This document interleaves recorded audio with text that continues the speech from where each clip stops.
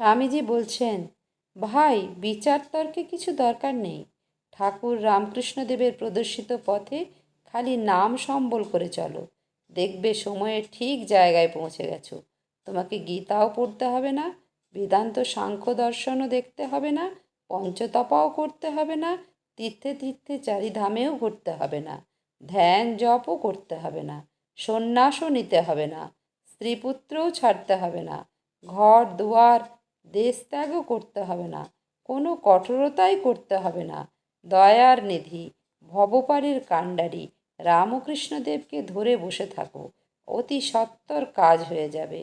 দয়াল রামকৃষ্ণদেব নিজে বহুকাল কঠোর সাধন ভজনে সিদ্ধিলাভ করে তাঁর ভজনবিহীন, সম্বলবিহীন, অনাশ্রয় দীন শরণাপন্ন দিগের জন্য সমস্ত সাধনার্জিত ফলগুলি সঞ্চয় করে রেখেছেন।